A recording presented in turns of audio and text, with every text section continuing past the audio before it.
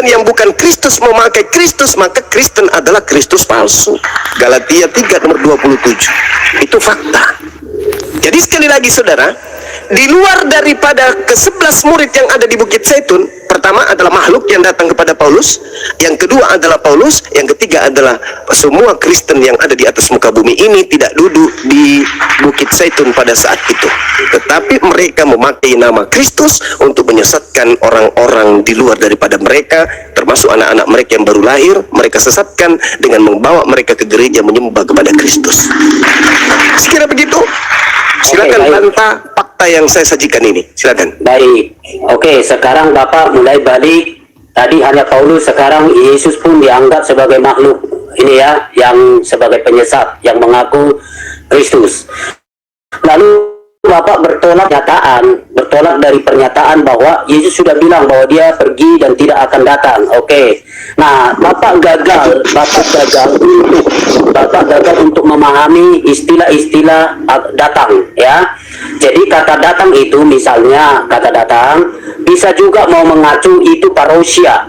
Ya, parousia kedatangan yang kedua itu, yaitu menyatakan diri secara badaniah. Nah, tetapi ada juga kata datang. Nah, kata datang di situ bahwa dia akan datang ya, bukan secara parousia, bukan secara daging. Nah, kalau Bapak melihat di dalam Injil Yohanes pasal yang ke-14, itu pun disebutkan bahwa dia, karena Bapak tadi kutip di situ ya, di dalam Yohanes pasal 14 bahwa memang mengatakan dia akan pergi kepada Bapa. Tapi saya baca bagian penggalan kalimat juga di situ yang harus Bapak pahami ya.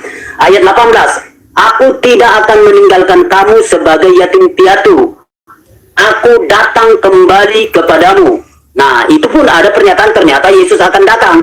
Jadi, artinya tidak mutlak pernyataan Bapak bahwa kalau dia sudah naik, kalau dia sudah tidak ada di bumi, kalau dia muncul lagi, berarti itu bukan Nabi Yesus yang sesungguhnya. Justru itu salah. Nah ya, nah lagi, apa yang dilukiskan dengan indah oleh Lukas dalam perjumpaan Paulus dengan Yesus itu, sekali lagi Anda yang membantah, tetapi saksi-saksi Kristus, orang-orang yang ada pada waktu itu, bahkan orang-orang yang sangat-sangat percaya, bahkan orang-orang yang sangat rohani pun tidak membantah itu. Tetapi kalau Anda membantah, itu Anda sendiri. Saya tidak bisa salahkan, tapi itu adalah Bapak sendiri ya. Jadi kalau Yesus dan Paulus adalah sebagai Mesias palsu, itu semua kalimat Anda. Tapi sayangnya Pak, Bapak untuk membangun dalil itu, Bapak menggunakan Alkitab. Padahal Alkitab tidak bicara begitu. Justru dengan tegas mengatakan Yesus adalah Mesias, Paulus bukan Mesias. Itu sangat jelas. Kalau Bapak membandingkan itu, Bapak memutarbalikan Alkitab. Kemudian orang Kristen Bapak sebutkan juga sebagai Kristus. Monggo Pak, buka di layar ini.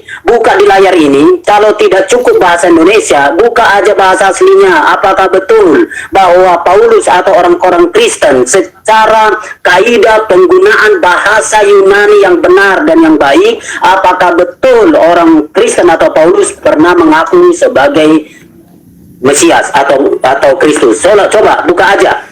Jika tidak ada lagi, berarti Pak Zuma, Bang Zuma hanya ngarang terus. Semua tadi saya sudah bantah. Oke, makasih. Oke. Silakan, ada yang bisa buka kamera.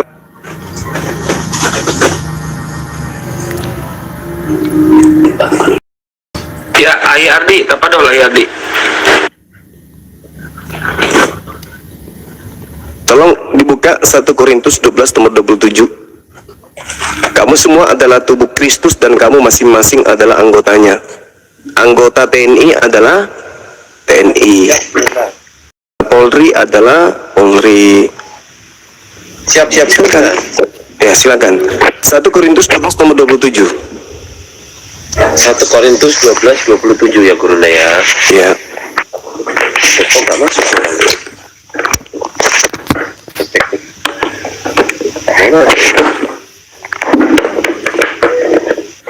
1 Korintus 11:27.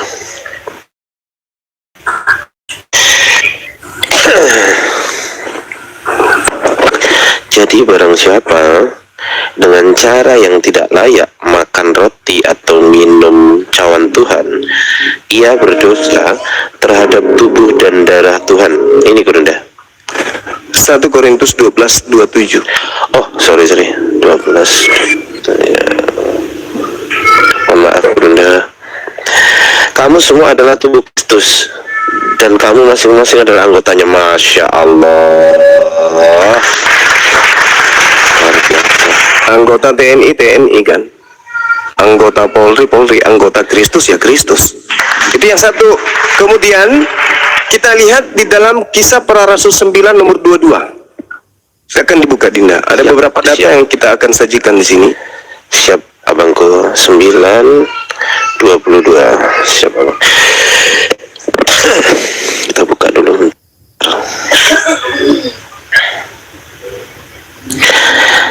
Akan tetapi Saulus semakin besar pengaruhnya dan ia membingungkan orang-orang Yahudi yang tinggal di Damsyik karena ia membuktikan bahwa Yesus adalah Mesias. Nah, coba original teksnya ada nggak kata Yesus di situ? Oke, kita cek original teksnya dulu, sebentar ya.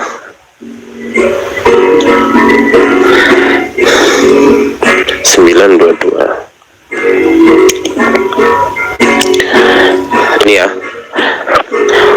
Saulos di Malon ini Duma Muto Kai Suni Sunen Yudayos Tous Katoi Koutan Kontas Hen Damaskus maksudnya ya, Damaskus ya Gunda ya. Iya. Sumbibason Hoti Autos Estin Ho Kristos. Ada nggak Yesus? Nggak ada. Nggak ada. Keren. Wah ini save dulu bentar. Keren. Masya Allah. Jadi lanjut. Jadi yang diceritakan sini adalah Saulus yang pengaruhnya besar, yang membingungkan orang-orang Yahudi yang tinggal di Damsyik karena ia membuktikan kalau ya dirinya sendiri itu adalah Kristus. Silakan Anda buka data 1 Korintus 11 nomor 1. Siap Gurunda. Siapa noise ini? Kang. 1 Korintus 11 nomor 1. 11 nomor 1. Siap abangku. Original teksnya atau terjemahnya Gurunda? Iya, nanti masuk ke original teksnya. Siap abangku.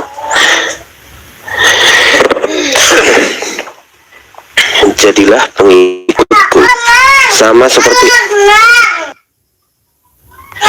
pengikutku sama seperti aku juga menjadi pengikut Kristus. Aduh, mantap. Coba original teksnya. Ada nggak pengikut, kata pengikut? Pengikut. Gak ada, yang ada Kristus. Gak ada pengikut. Jadi ada nih ya. Sebenarnya kalau tidak dipelintir sama lain itu apa? Mimetaimo ginesti apa ini? Katos kagu Kristo. Ini kalau nggak dipelintir berarti ya teladani aku sebagaimana aku Kristus.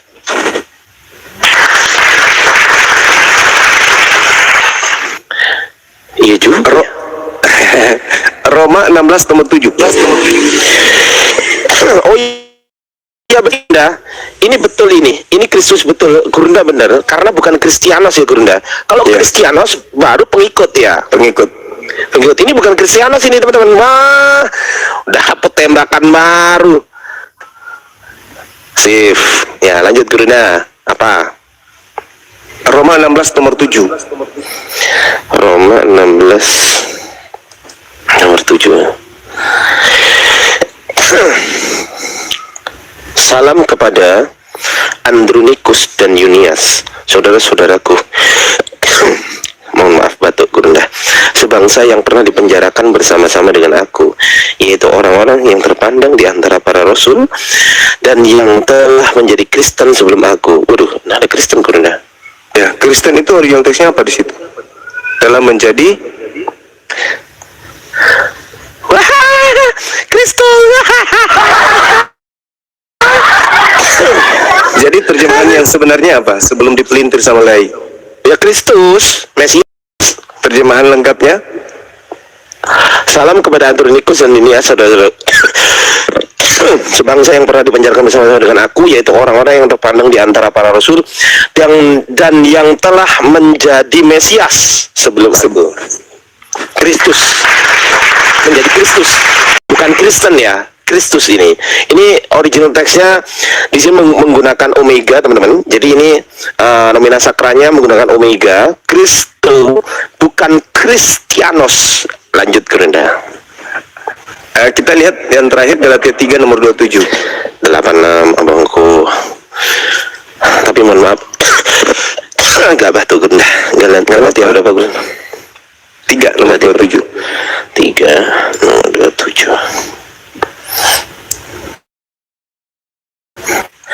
Karena kamu semua yang dibaptis dalam Kristus telah mengenakan Kristus. Kalau orang menggunakan seragam polisi enggak? Polisi. Tapi kalau dia ternyata bukan polisi tapi menggunakan seragamnya, Berarti polisi enggak? abal-abal. Gadungan berarti. Gadungan. Kamu semua yang sudah dibaptis dalam Kristus telah mengenakan Kristus. Benar enggak orang-orang Kristen ini Kristus? Berdasarkan dalil, iya. Wih, iya ya Gurunda. Kok bisa nemu? Iya, Gurunda ini. Berdasarkan dalil, iya. Tapi faktanya, apakah betul Kristen pemakan babi ini adalah Kristus, Mesias? Ya bukan, berarti Kristen adalah Mesias palsu. Mereka akan menyesatkan banyak orang. Itu saudara. Jadi kita bernarasi asal-asal karena kebencian enggak? Karena kita sayang malah. Jadi sekali lagi saudara Freddy, bahwasanya ketika Yesus mengatakan kepada muridnya yang ada di Bukit Zaitun agar mereka waspada kepada orang di luar mereka, murid-murid, yang harus diwaspadai ada 3. Yang pertama adalah makhluk yang datang kepada Paulus, yang kedua Paulus itu sendiri, dan yang ketiga adalah Kristen. 3 kelompok ini yang harus diwaspadai oleh murid-murid Yesus. Seperti itu. Silakan Anda bantah kalau masih punya daya.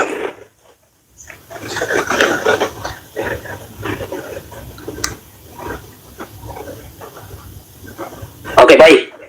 Pertama, ayat yang Bapak baca di pertama soal konsep tubuh Kristus, ya, itu bukan Kristus, tapi konsep tubuh Kristus.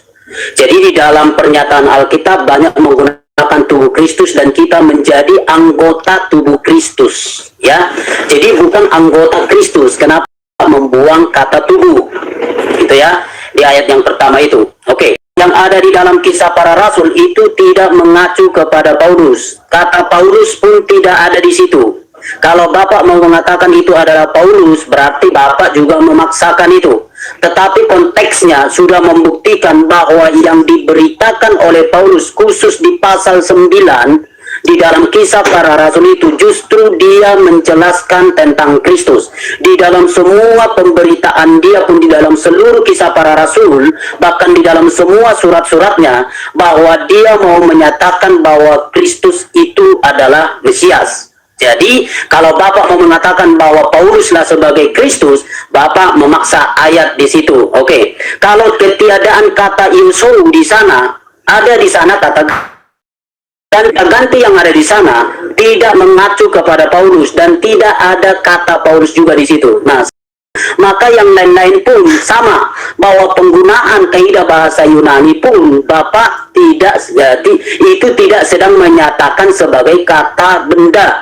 Mau menyatakan bahwa Paulus sedang menyatakan kita adalah Kristus, saya adalah Kristus. Itu sebabnya terjemahan LAI dengan kaidah bahasa penterjemahan kaidah bahasa Yunani sudah tepat bahwa itu mengacu, bukan menyatakan bahwa jemaat adalah Kristus.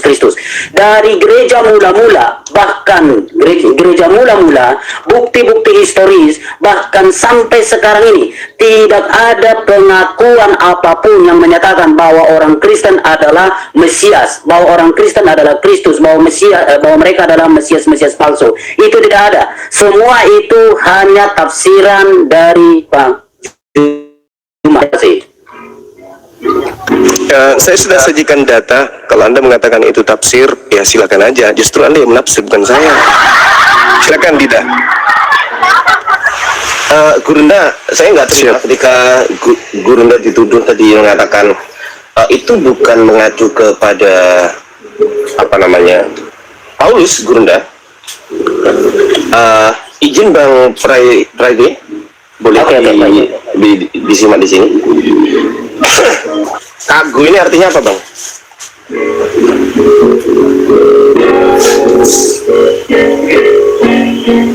Bang? Iya, abang aja, bilang aja. Kagu itu apa? Ya saya tanya ini. Oh, Anda menafsirkan, Anda mendalilkan kata Kok kagu. menafsir? Saya bertanya, kagu ini artinya apa? Lalu Anda kalau mau menyatakan sesuatu, Ya udah nggak ngerti, ya udah kagu ini, ya udah Anda nggak ngerti, udah. Ya udah. Oke, baik. Kagu ini artinya aku. Pertanyaan saya, ini kan Kristo. Bentuknya itu genetif atau vokatif atau nominatif atau apa, Bang? Silakan. coba tunjukkan di situ biar saya lihat. Ini Kristo, ya ini. Bawahnya itunya, Pak. Ya ini udah dijawab aja. Dijawab dulu, Bang, bentuknya apa? Parsingnya itu yang di bawah, Bang. Iya, pertanyaan saya, ini bentuknya apa? Sesuai dengan pengetahuan Anda. Itu dengan akhiran O itu nominatif. Oke, nominatif ya, Gurunda. Kita baca, Gurunda. Non genetif maskulin singular jediar. Salah, Cok. Yang enggak. Kan tadi saya bilang yang O kan saya sebutkan. Yang O itu genetif, tapi Loh, lah ya ini. bukan yang Kristus. Lo enggak gini. Maka saya bilang begini, Genetifnya ke siapa? Sebentar, saya tanya. Genetifnya ini merujuk apa? Genetif merujuk pada siapa? Abang tukang jebak ya. Enggak. Genetif ini merujuk kepada siapa? Saya tadi Genetif sudah bilang, sebentar. Genetif merujuk kepada siapa? Jawab dulu, Bang. Dalam dialog, saya dengan Bang Zuma baik tadi. Anda cuma curang jalan. Ya udahlah, Bang Zuma udah tanduk. Lanjut, Bang Zuma. Oke ya, jangan jebak. Itu saya tidak suka. Enggak, dia berbohong, Gurunda. Kristo di genetif itu adalah milik dari Kagu, Gurunda. Kagu itu adalah aku adalah Paulus. Lanjut, Gurunda. Memang begitu. Dengan genetif itu, lalu terjemahannya apa, Pak? Saya mau tanya Anda, terjemahannya apa dengan kasus genetif? Kagu Kristo. Aku adalah Kristus. Aku Kristus. Jelas kok itu? Bukan, Bang. Duh, kok bukan? Itulah yang saya bilang, penggunaan dengan genetif. Ya, dengan genetif, bukan itu terjemahannya. Oke, baik. Saya tanya. Apa bedanya Kristus dengan Kristianos dengan Kristo? Apa bedanya? Jawab. Kita mau menggunakan kaidah atau doktrin? Nggak ngerti dia, Bang. Nggak ngerti, lanjut semua. Saya tanya Anda, itu Abang mau tanya doktrin atau kaidah penggunaan bahasa Yunani? Kok doktrin, ampun. Kan saya tanya, saya mau loh, cuman saya mau menghilang karena Abang tukang jebak. Kalau Bang Juma kan bukan tukang jebak. Jadi Ya enak. sudah, intinya Anda sudah terjebak. Saya terima kasih. Lanjut ke Bang Zuma. Bang Zuma, izin, Iya, Bunda. justru itu yang saya tadi bilang, sorry Bang Juma ya. Saya tidak enak dengan beliau ini. Kita dijebak. Tadi saya sudah sempat bilang kalau itu Kristo dengan akhiran O, saya bilang kan itu nominatif. Ternyata yang Bapak buka yang di bawah. Salah. Akhiran O itu bukan nominatif. Akhiran O itu genetif di situ. Yang Ya, akhiran itu, os. itu. Salah. Ngomong dua kali, salah dua kali. Ini gimana, Gurunda? Abang tadi jebak saya, maka saya tidak senang. Jadi lain kali mohon maaf, sorry ya Bang Ardiansa, kita udah lama kok ketemu. Bang Ardiansa, sorry ya, Abang dari dulu ternyata begitu. Saya sampai sudah bilang ini level cerdas cermat TK, kan sudah saya gituin Anda. Ngambek, Gurunda. Ngambek. Ya, bukan ngambek. Nah Anda muncul lagi ternyata begitu. Sorry, kalau Bang Zuma kan santun dari tadi, saya hormat lah dengan Bang Zuma, hormat sekali Bang. Ya. Thank you ya. Sorry Bang Aldiansa juga ya. jadi begini kita. Sorry. Dari kondusif jadi enak. Thank you Bang Zuma. Tadi tema Bang Zuma itu agak bagus Bang. Tentang hari mualaf itu. Ya kita diskusi bagus lah ya. Karena saya tahu hati Bang Zuma ini kan sebenarnya mau baik di negeri ini kan. Lalu itu muncul. Ya memang jadi agak polemik. Tapi maksud saya di dalam kaidah abang itu kan ada istilahnya, sorry ya mungkin kalau saya salah dan saya tidak pakai bahasa bapak, lebih banyak apa, lebih banyak untungnya atau ruginya, lebih banyak baiknya atau buruknya, kan itu kan perlu juga sebagai pertimbangan kan, supaya tepat seperti yang orang bilang win-win solution gitu kan. Jadi enak kita beragama yang berdampingan ini bang, gitu. Mana Bang Zuma? Iya, silakan. Nah ya, jadi begitu bang, karena saya coba lihat cuplikan di awal itu, mungkin itu dimulai tahun 2018 ya. Kan itu kan tetap begini, terima atau tidak, kan kayak dan Abang Zuma tadi juga singgung bahwa kita tidak mengakui Yesus yang lahir atau jadi anak Allah, begitu kan. Kalau itu kita ikut setuju, berarti kita mengakui bahwa ada Allah yang datang atau apalah tadi ya. Nah, kalau begitu nanti Abang juga akan bantah semua perayaan-perayaan Kristen. Pasca juga, kalau begitu kita mengakui bahwa Yesus itu adalah Mesias atau yang mati di atas kayu salib, kita buat lagi hari apa? Nah, itu kan tendensius bang, tendensius. Takutnya begini, sorry aja.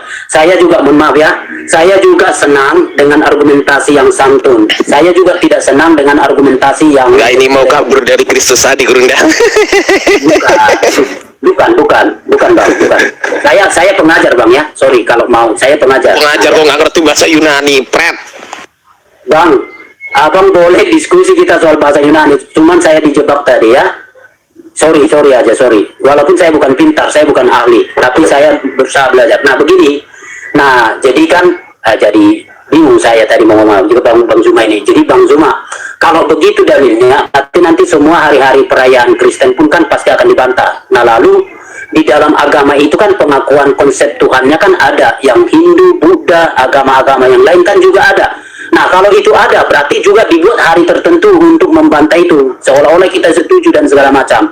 Padahal kan kita dalam konteksnya bernegara, bukan sebagai beragama yang sedang berapologet bang. Kita ini sedang bernegara ya. Saya juga tidak setuju kalau ada dari kalangan kami membabi buta menyerang-nyerang agama abang. Saya juga tidak terlalu setuju. Saya sendiri tidak pernah dalam dialog kita kan bawa kitab suci Quran apa begitu, saya tidak mau, karena itu ranah abang gitu ya, ranah di abang. Kalau kita duduk santai ngobrol-ngobrol tatap muka boleh, tapi kalau begini kan tidak bagus.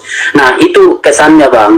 Jadi silakan saja, walaupun itu bebas-bebas saja, bebas, tapi kan kebebasan kita tetap ada aturan-aturan bahwa kebebasan kita tidak melanggar haknya orang, begitu kan. Nah kalau misalnya begini dibalas teman-teman Kristen, nah lalu dibuat nanti hari tertentu di situ, di hari-hari besar abang lah misalnya begitu, dibuat lagi hari apa begitu, kan tidak enak kita juga. Saya juga tidak setuju itu.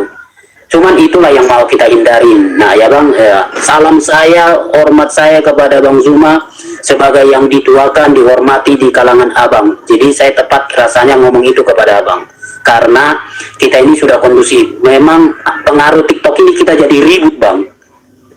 Ya di akar rumput ribut semua. Yang satu jadi ramai, yang satu ramai. Serius bang. Baru kali ini saya enak lagi dengan Bang Zuma. Saya senang sekali Bang Zuma. Enak sekali. Ya biasanya kan. Terima kasih saudara.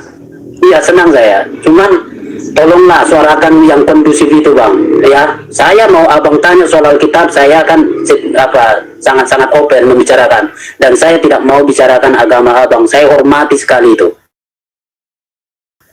Pesan saya, kenapa tanggal 25 itu harus tepatnya di situ, dan itu kan tahun kan kalender Gregorian gitu kan. Setahu saya kalau salah mohon maaf. Setahu saya hari raya atau hari-hari besar yang berkaitan dengan keyakinan abang, agama abang, itu kan bukan berdasarkan kalender Gregorian gitu loh bang, gitu kan. Jadi kami sangat hormat lah di perayaan abang, kami tidak mau ganggu itu. Nah demikianlah maksud saya, kenapa harus begitu.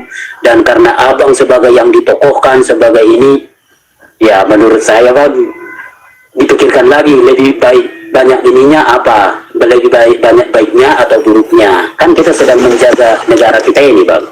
Thank you bang ya, makasih bang. Tadi saya sempat dengar paparan abang.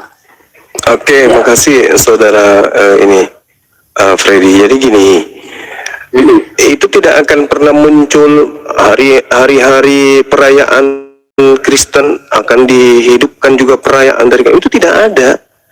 Kenapa hanya ada tanggal 25 Desember ini? Karena tanggal 25 Desember itu dipercayai sebagai hari lahirnya Allah menjadi manusia, atau Allah memiliki anak. Kecuali orang Kristen ingin jujur mengakui bahwa yang menjadi Yesus itu adalah dewanya orang Roma. Oke, selesai. Selesai. Kita cabut hari mu'allaf itu. Kalau orang Kristen mengakui bahwa lahirnya Yesus di tanggal 25 Desember adalah lahirnya dewa matahari atau dewa orang Athena, aman berarti. Tapi selama mengatakan Yesus anak Allah atau Yesus anak Allah, maka selama itu juga tanggal 25 Desember kami akan putuskan sebagai hari mu'allaf sedunia. Itu kok masalahnya, bukan masalah yang lain. Kenapa bisa demikian? Karena kami didasari laqad ji'tum syai'an idda, sungguh kamu telah membawa sesuatu yang sangat mungkar. Takadus samawati yatafattarna minhu wa tansaqqul ardu wa takhirrul jibalu hadda, hampir saja langit pecah, bumi terbelah, gunung-gunung runtuh karena ucapan itu. Anda'au lirrahman walada, karena mereka menganggap Allah yang maha pengasih mempunyai anak. Wa ma yambaghi lirrahmani ayyattakhiza walada, dan tidak mungkin bagi Allah yang maha pengasih mempunyai anak. In kullu man fis samawati wal ardi illa atir rahmani abda, tidak ada seorang pun di langit dan di bumi melainkan akan datang kepada Allah yang maha pengasih sebagai hamba. Itu fakta. Jadi kalau dikatakan bahwasanya dewa matahari turun ke bumi, silakan. Tapi kan faktanya enggak. Yang kalian sebut sebagai anak Allah itu Yesus adalah anak pencipta langit dan bumi, yang Rahman, yang maha pengasih lagi maha penyayang ini. Maka kami mencoba untuk menutupi kemurkaan Allah dengan kami mengatakan merayu Allah. Tanggal 20 Desember bukan kelahiran anakmu ya Rabb, tapi hari lahirnya hamba-hambamu yang ingin kemudian kembali kepada ridhomu, jalanmu. Itu maksudnya, bukan untuk membantah Kristen dalam arti kata terjadi sebuah peperangan akidah. Tidak, dalam arti kata bahwa kalian itu begini, enggak, silakan tanggal 20 Desember kalian peringati. Tetapi izinkan kami merayu pencipta langit dan bumi yang Anda katakan mempunyai anak dengan mengatakan tidak, bukanlah lahirnya anak Tuhan tanggal 25 itu, tetapi lahirnya para mu'allaf yang tadinya tidak menggunakan akal menuju kepada makhluk yang berakal. Sederhana kok itu. Kami merayakan, Anda merayakan lahirnya Tuhan kalian, kami merayakan lahirnya saudara-saudara kami. Apakah saling mengganggu? Tidak. Apakah kemudian yang merayakan kemudian Natal mengganggu kami? Tidak. Apakah kemudian kami mengganggu yang merayakan Natal? Juga tidak. Sama-sama hari itu kita bahagia. Orang Kristen bahagia karena menganggap Tuhannya lahir. Kami umat Islam bahagia karena menganggap bahwa itu adalah hari kelahiran saudara-saudara kami yang tadinya kufur, kemudian menjadi beriman sama seperti kami. Bagus gitu? Ya bagus. Sama-sama kita bahagia.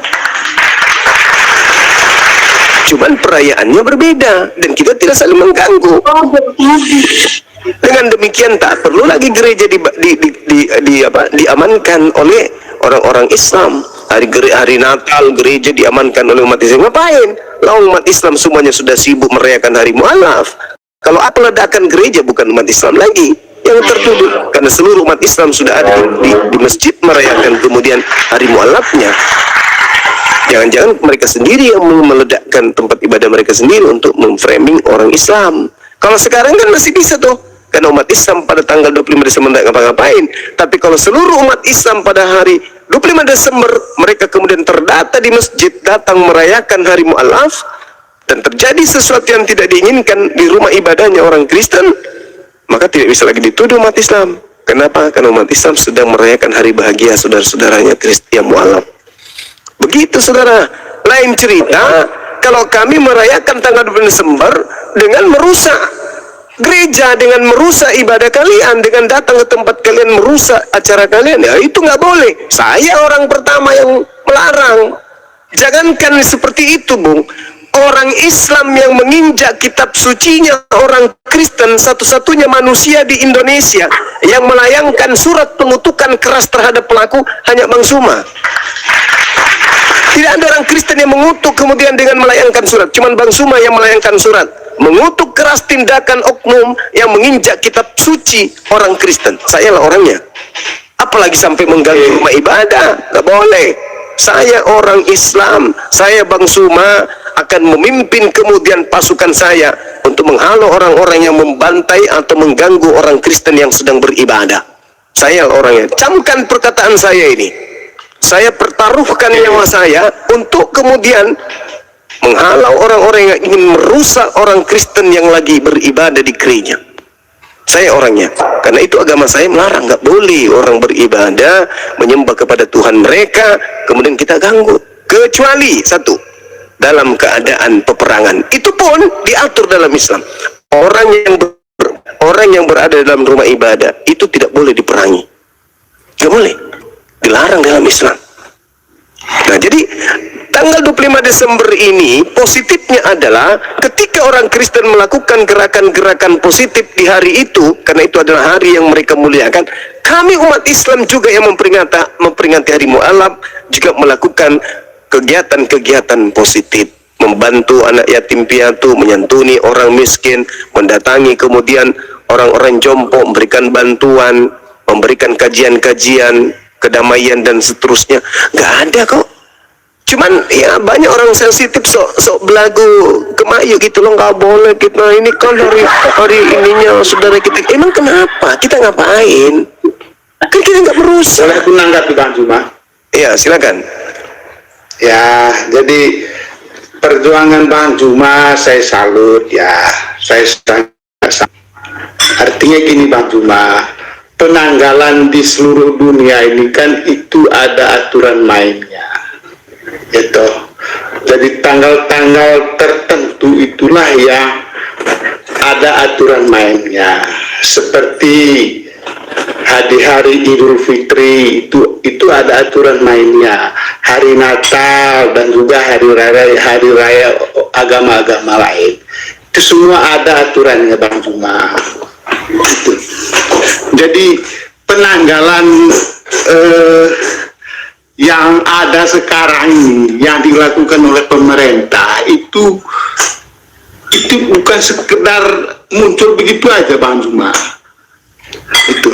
Jadi misalnya hari Natal itu sudah 2000 tahun yang lalu itu sudah disepakati, ya toh, sudah disepakati bahwa itu adalah hari lahirnya Yesus Kristus bagi umat Kristen gitu loh. Itu. Nah, kalau Bang Juma pada 25 Desember tahun 2025 ini menjadi hari Mu'alaf, ya nggak apa-apa, ya toh. Kan nggak ada masalah tuh. Tinggal ajukan aja ke pemerintah gitu loh. Aju aja bahwa ini tanggal 25 Desember adalah hari Mu'alaf gitu. Sehingga prosesnya itu kan enak itu loh Bang Juma. Gitu loh. Jadi negara kita ini kan ada yang mimpin Bang Juma, ada yang memimpin, itu loh. Bukan semaunya rakyatnya, bukan. Gitu loh. Ada yang memimpin, ada undang-undangnya, gitu. Jadi ya betul, ada undang-undangnya. Ikhwan, potong dulu dikit ya, 2.500 yang memandang di sini. Aku infokan terlebih dahulu, Sekretaris Umum Apologet Islam Indonesia sedang kesusahan, sedang dilanda ujian. Nah, ini tempat kalian untuk Fastabiqul Khairat, membantu laptopnya kembali benar. Karena di laptopnya Akhi Ardiansyah, yang bisa kalian lihat yang namanya Yunani ini, itu banyak data-data kantor, data-data yayasan juga, sehingga nanti agak terhambat yayasan dalam paperworknya, terutama sertifikat mualaf. Dan juga ada masalah, dan ada masalah juga itu data-data bubukin Tritung mengenai manuskrip-manuskripnya terhambat juga. Kalian tadi kan lihat dialog di Majid nggak ngeluarin data Akhi Ardiansyah karena laptopnya rusak, Ikhwan. Jadi mohon dibantu. Pertama, untuk recovery data, SSD-nya rusak, sama beli SSD baru itu sekitar 5 juta lah. Alhamdulillah sudah terkumpul 1,7. Jadi tafadhol kalian yang ingin Fastabiqul Khairat, Silakan ke rekening yang tertera di atas nama Ardiansyah Arif Ikhwan ya. Gitu. Thank you. Lanjut lagi Bu Mungkin Bitung. Iya, Bang Ardi silakan dilanjut dulu Bang Ardi. Ya, terima kasih Bunda Zuma dan juga Waalaikumsalam. Terima kasih Bunda Zuma dan juga Aki Kores dan juga Kang Gian Santang yang sudah memberikan kesempatan. Gurunda izin teman-teman, bagi yang sekiranya ada rezeki yang lebih ya silakan dibantu di nomor itu di atas itu 0972 spasi 079 spasi 156. Berapapun bantuan dari antum, Masya Allah saya ucapkan terima kasih, karena memang ini musibah besar bagi saya teman-teman, karena data itu luar biasa mahal menurut saya. Jadi terima kasih yang udah bersedia membantu berapapun jumlahnya. Terima kasih ya Bangku. Gurunda saya kembalikan kepada Bang Zuma. Oke, terima kasih Bang Zuma. Lanjut tadi ngobrol-ngobrol santai kita itu. Iya, sebenarnya yang abang paparkan itu sangat-sangat diterima akal. Hanya kan mungkin tetap ada sisi baik ya. Saya menghargai, menghormati itu. Hanya memang kan juga tetap memikirkan hal-hal yang di dalamnya. Takut saya begini, sendi-sendi kebersamaan kita di NKRI ini begini, akhirnya teman-teman dari Kristen dari cari-cari akal. Mereka udah buat begini, kita buat aja begini, gitu loh. Nah, akhirnya kan balas-balasan itu yang saya maksud. Jadi jadi tidak baik kan kondusivitas kita. Saya lebih senang kita bangun tetap saling toleran, menghormati, ya sudahlah. Nah, nggak tahu ini bisa juga menjadi topik diskusi kita. Saya secara pribadi sebenarnya begini, mungkin setuju atau tidak setuju ya, tapi tidak perlu diramaikan. Kalau saya misalnya begini, saya lebih setuju memang antara kita ini Kristen dan Muslim secara akidah udahlah pasang aja tembok besar-besar. Seperti Kristen dengan Hindu, Kristen dengan Buddha, Muslim dengan Hindu, Muslim dengan Buddha, tidak gontok-gontokan doktrinal kan? Mungkin lebih baik begitu. Artinya ya udah masing-masing aja, jangan lagi lintas-lintas tembok itu, jadinya rame. Itu gimana Pak Zuma kira-kira tanggapannya supaya kondusif kita berdiskusi ini? Jadi gini saudara, kalau hanya karena dasar itu, maka harusnya dari sejak awal Kristen itu juga menyadari dari mana konsep Jumat Agung ini. Itu nggak ada dalam Bible.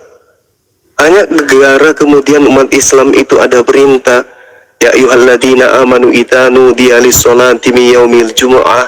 Umat Islam kemudian memiliki hari di mana mereka wajib hukumnya untuk datang di rumah ibadah pada hari Jumat, melakukan Jumat.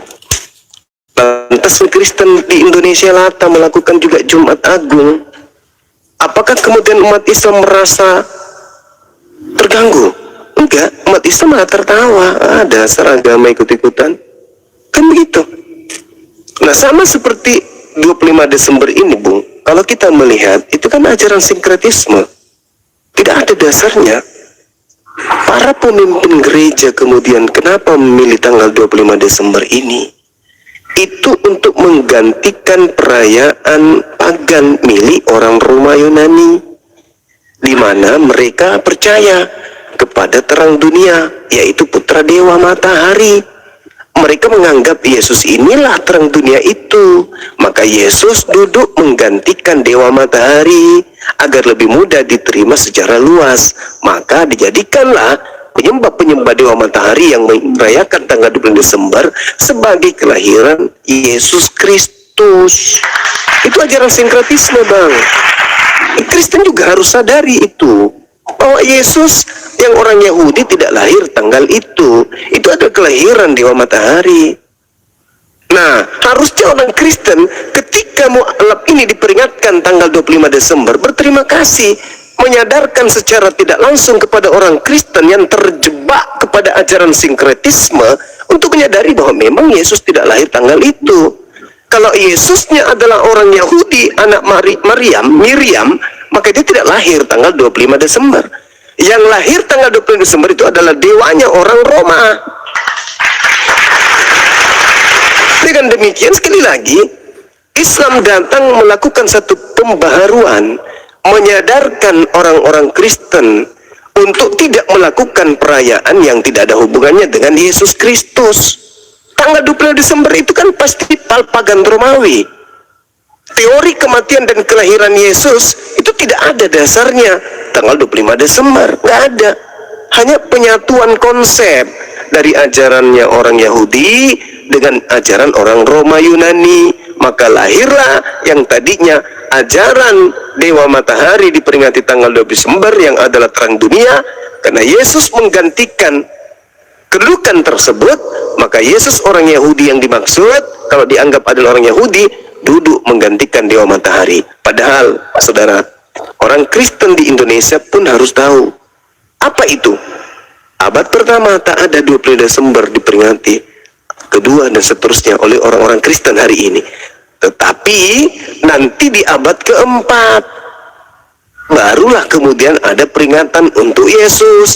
Sebelum abad keempat peringatannya tetap tanggal 25 Desember memang, tapi bukan untuk Yesus, melainkan untuk Dewa Horus, Dewa Matahari. Ya, jadi Begitu, Saudara. Saya tanggapin dua hal. Pertama, begini, itulah tadi yang saya katakan, sama dengan ini, kita contoh ya, contoh. Ketika agama Buddha membuat perayaan ini dan itu, ngapain kita komentarin? Emang itu urusan kita, itu kan agama dia, mau gimana pun itu urusan dia. Nah itu kan, nah jadi akhirnya kita saling menghormati. Nah maksud saya seperti itulah kita ini duduk bersama, bersaudara ini, Muslim dengan Kristen, mau apapun perayaan abang, ngapain saya komentarin? Demikian juga kami, ngapain abang komentarin, gitu kan? Ya kami secara agama kami, abang agamanya agama abang, gitu loh. Nah jadi tidak usah ada saling merasa tergesek, itu maksud saya. Nah kedua, walaupun tidak malam ini, saya pikir kita sudah agak lelah dari seberang tadi, saya sebelah di gedung sebelah. Jadi gini, bukan tidak bisa dibuktikan bahwa Yesus lahir tanggal 25 Desember. Ya kalau mau kita buka nanti kapan. Nah bisa dibuktikan, bisa gitu loh. Mau kita buka argumentasi sejarah boleh, mau argumentasi biblikal Alkitab boleh gitu loh. Jadi tidak naif kami melakukan itu. Nah cuman bukan malam ini. Abang tanya pun saya tidak akan jawab sekarang, agak lelah. Nah jadi maksud saya gini bang, mau apapun yang dilakukan oleh Kristen selama tidak mengganggu akidah abang, atau kami buat sebuah perayaan sebagai untuk mengganggu akidah abang, saya kira harusnya kita monggo-monggo aja. Tapi kalau saya buat perayaan bang, saya buat perayaan tapi itu adalah sebagai tandingan atau melawan perayaan abang, apa yang abang lakukan, itu saya pikir saya salah. Ini hanya kasus contoh aja, satu contoh. Saya tidak tahu persisnya, cuman kalau salah nanti bisa diingatkan. Apa yang terjadi dulu di Tolikara kan? Di Tolikara di Papua itu, kawan-kawan sedang melakukan salat Idul Fitri. Nah lalu ada dari oknum kami, gitu kan? Ya akhirnya kan mereka disebut sebagai bersalah karena melakukan semacam ibadah tandingan kan? Nah saya tidak sedang mempersalahkan apa-apa, tapi itulah dampak kalau buat yang bersinggungan begini. Jadi lebih baik aja masing-masing. Ya, abang mau buat perayaan apapun itu kami tidak udah urusan. Demikian pun kami mau dari mana, dari kaidahnya, doktrinnya segala macam, selama tidak sedang melecehkan, menghina, merendahkan, menyinggung agama abang, mestinya kita juga sama-sama diam bang. Itu saran saya bang. Maka tadi itu saya bilang, mungkin kita satu kali berdialog, membangun, udahlah, yang agama Kristen ya Kristen, yang agama Muslim, termasuk di dalam akidah. Ya termasuk di dalam akidah ya masing-masing sajalah, gitu kan, supaya apa, kita bisa tetap merajut hidup bersama, itu bang. Kalau kita mau dialog, jangan dialog kayak TikTok ini jadi rame kemana-mana, itu kan barbar menurut saya bang, barbar, tidak ada akidahnya. Sorry bang ya, mungkin tidak tahu di kalangan abang, tapi yang saya amati bang, semua mendadak jadi ahli teologi semua. Di kelompok abang pun begitu, di kelompok kami pun begitu. Padahal para pendiri atau para penyiar atau pembawa berita, mau penyiar yang membawa Muslim ke Indonesia, Kristen ke Indonesia, atau bagaimana lahirnya, kan ada pembinaannya, ada didikannya, bagaimana mengajar tidak pernah diajar, kan begitu. Tapi sekarang kan barbar, mendadak jadi ahli semua. Akhirnya tidak seragam, ngaco sana, ngaco sini, begitu loh. Nah, kenapa? Karena mungkin ini faktor medsos kita ini, TikTok ini. Jadi Itu maksud saya Bang. Jadi ayolah kita kondusifkan lagi. Saya justru mengajak Abang, menantang Abang, yuk dari kelompok Abang dan dari kelompok kami, yuk kita buat kebersamaan mengkondusifkan bahwa kita adalah saudara. Nah, mumpung ada Abang di situ komandannya, ayo kita buat supaya kita sama-sama yang mengakui Sang Pencipta. Di antara mereka terdapat kaum, terutama kaum muslimin, yang menyatakan bahwa mereka berpegang pada iman Abraham dan bersama kita bersujud menyembah siapa? Jawab teman-teman. Gak mau. Enak ayah nyembah siapa? Bersama kita bersujud menyembah Allah yang tunggal dan maha rahim, yang akan menghakimi manusia pada hari kiamat. Makanya di dalam TB 1 dan TB 2 tadi saya kasih lihat lagi, di dalam 1 Korintus 8 ayat yang keempat dikatakan la ilaha illallah, tidak ada ilah selain Allah yang esa. Jelas ya, nyambung ya, nyambung ya teman-teman. Tidak ada ilah selain Allah yang esa. Tidak paham psikologi. Ya, mampuslah kalian yang tidak belajar. Ya, kalian sudah tidak sadar diiringi menyembah Tuhannya teman-teman Islam. The false God. usulan saya begini Pak. Ya, Ini usulan saya Pak kepada Bapak, tolong Pak. Usulan saya begini, saya tetap ya, Bukan itu siapa Habib? Siapa itu? harusnya kalau saya bisa tambahin di sini tambahin. Saya tambahin di sini. Ya Gurunda, Gurunda, di saudara Freddy di habis ini baru ditanggapi, diputar lagi. Oke, baik. Oh ya, siap Gurunda, siap. Karena saya taruh di depan sini ya mikrofon saya, Gurunda. Lanjut. baik ya. Saya tanggapin begini. Oke lah. Pak Muhammad Rasulullah harus begitu. Tanggung dah. Ini tanggung dah. Saya tanggung. Bahaya. Pak Tom, mention Pak Tom. Ini kayaknya islamisasi. Tanggung saya bilang. Waduh ya, ucapan keren. Nanti bukan Kristen Protestan lagi, nanti Islam. Oke, baik. Jadi begini Pak, untuk menyikapi tadi Sudah, Gurunda. itu, Iya. oke ya. Kasih. Usul saya begini, untuk isu tadi, kan memang sudah ada upaya-upaya apakah penggunaan kata Allah itu di Kristen itu bagaimana. Menurut saya begini, kalau di ranah akar rumput itu tidak akan selesai. Dunia pertiktokan tidak bisa menyelesaikan itu. Kalau mau begini, mumpung Bang Zuma lagi duduk di sana, atau mungkin menurut saya juga kan Bang Zuma kan dilirik oleh tokoh-tokoh nih, ya dilirik oleh tokoh-tokoh, lalu bawalah isu di akar rumput ini, bawa ribut gara-gara itu. Menurut saya silakanlah dibawa pakar-pakar bahasa, pakar-pakar apapun itu dari pihak Abang, dari pihak Kristen, lalu luruskanlah itu secara baik dan formal gitu loh, supaya kita tidak gontok-gontokan, karena semua punya jawaban. Akhirnya ribut gitu kan, di kalangan kami begitu, di kalangan Abang pun begitu kan. Nah, tak selesai. Nah, kalau karena itu ranah, menurut saya ranah formal, ranah yang sangat prinsipil, Abang kerahkan aja di toko-toko yang memang memadai, mumpuni secara keilmuan untuk membeda itu, gitu loh, supaya nanti diselesaikan. Kalau kita di bawah ini tidak bisa menyelesaikan itu, ribut gitu kan. Saya oke lah kalau itu tadi ada isu, saya tidak mau kita debat diskusi di situ ya, tapi saya hanya sarankan karena itu adalah ranah yang sangat penting, udahlah dibuat aja forum formal dari pihak Bapak, dari pihak kalangan Bapak, dari pihak kalangan kami, lalu buat simposium membicarakan itu, bedah aja berdasarkan arkeologi, berdasarkan tata bahasa, berdasarkan apa, akhirnya ambillah kesimpulan gitu kan. Nah itulah yang kita terima di bawah, lalu di bawah jangan ribut gitu. Itu kalau usul saya Bang. Makasih Bang. Nah itulah tadi dasar-dasarnya kenapa kami kemudian menggunakan tanggal 25 Desember ini sebagai hari membujuk Allah agar tidak mendatangkan musibah bencana. Karena yang dianggap menjadi anak itu adalah Allah yang nuzul ke bumi. Andai saja orang Kristen itu tidak mengatakan itu, tapi mereka mengatakan dewa, orang Roma, Yunani yang turun ke bumi, nggak ada masalah.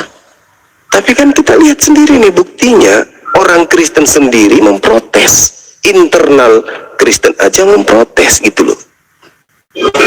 Untuk itulah kemudian saya sebagai apologet itu kan kita tahu maknanya pembela. Apologet Islam, pembela Islam. Apologet Kristen, pembela Kristen. Yang aneh kalau ada apologet Islam katanya, tapi nggak setuju gitu loh. Yang aneh. Nggak setuju tapi koar-koar. Harusnya tidak setuju ya urut ucu aja di kamar mandi, ngapain ikut-ikut angkat suara. Itu yang aneh. Kalau nggak setuju.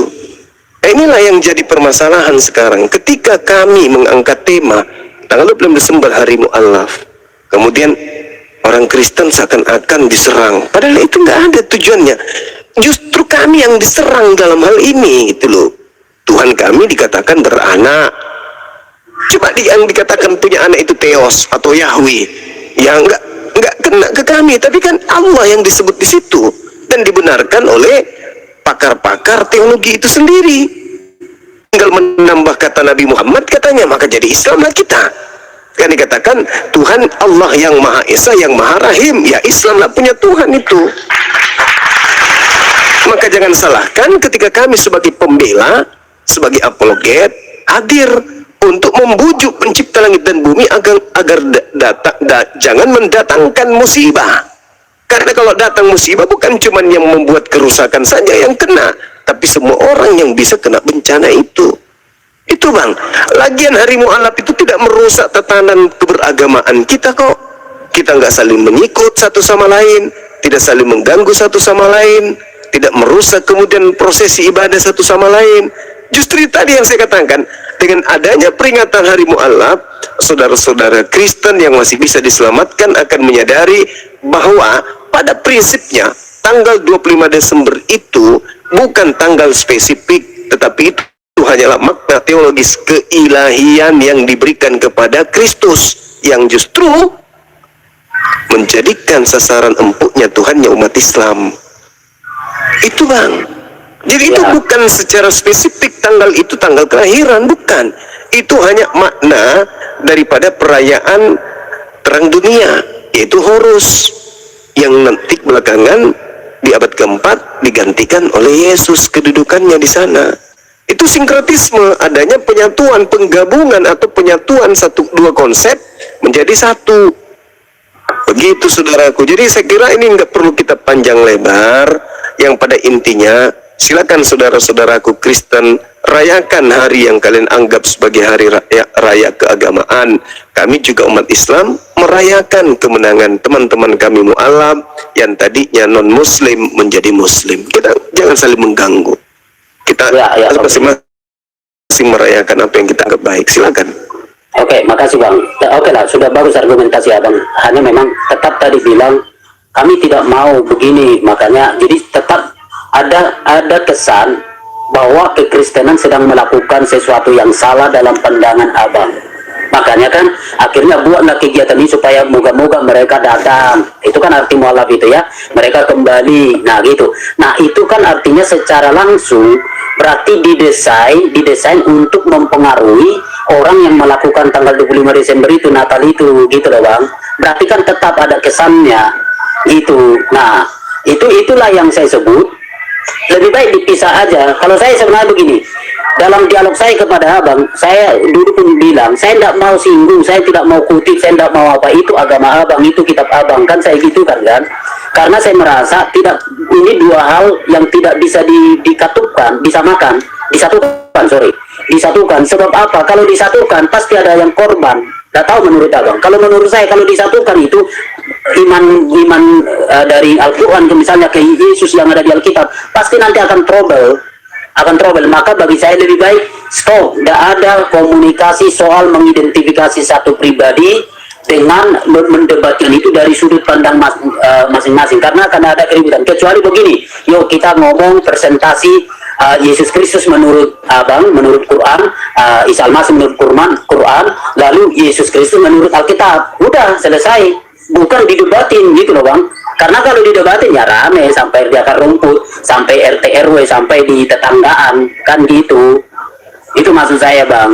Nah, kalau saya lebih mengajak abang lah ke depan ini, yuk bikin aja kondusifnya bagaimana kita bersahabat gitu, tanpa mengabaikan bahwa kita harus bersiar keyakinan, tapi lebih mengedepankan kita serah bahwa kita anak bangsa, bahwa kita sudah, saya kutip dulu dari abang, kita diciptakan kan dari begini kan, begitu ya, ada yang bersuku-suku dan segala macam, beragama-agama kan begitu. Berarti bagaimana kita menghormati itu. Menurut saya gerakan apologet abang itu juga tolonglah itu disisipkan, ini kita bersaudara gitulah. Sorry Bang ya, biar kondusif kita lah. Besok datang di satu tempat kita ngopi-ngopi dengan dua agama itu, apa enggak manis, enggak indah dilihat di bawah. Wah, dua orang itu dua kelompok itu ternyata duduk manis, nah, indah kan gitu loh Bang. Sorry Bang, saya rindu lah itu. Jadi gini saudara, kalau pandangan hari mu'alaf itu seakan-akan mengajak orang mu'alaf, itu nggak ada jalannya ke situ, nggak ada. Karena yang merayakan itu adalah mereka yang sudah mu'alaf, bukan yang belum merayakan. Itu yang pertama. Nah, kalau kita melihat nih teman-teman, tanggal 25 Desember hari kelahiran Yesus sampai terganggu teman kita Kristen. Secara data kita lihat di dalam Lukas 1 ya, dalam Lukas 1 nomor 26 kalau nggak keliru saya, dikatakan pada bulan ke-6 Gabriel datang kepada Maria. Sudah pasti Gabriel datang di awal sebelum Maria hamil. Taruhlah dia hamil di bulan ke-6. Bulan ke-6 berarti hitungan orang Yahudi. Sefat, Adar, Nisan, Iyar, Sivan, Tamus. Berarti bulan Tamus. Antara Mei dengan Juni, atau antara Juni dengan Juli. Kalau Sivan antara Mei dengan Juni. Bulan ke-6 Maria hamil taruhlah 9 bulan. Berarti Yesus itu lahir ketika Gabriel datang di bulan ke-6, bulan Tamus. Berarti Av, Elul, Tisri, Etsvan, kemudian Kislev, Tefet, kemudian Sefat, Adar. Bisa-bisa Yesus itu lahir di bulan Nisan, bulan April atau bulan Maret, bukan Desember. Karena tidak mungkin kemudian bulan ke-6 lantas melahirkan Desember. Berarti Maria hamil 6 bulan, Yesus lahir prematur.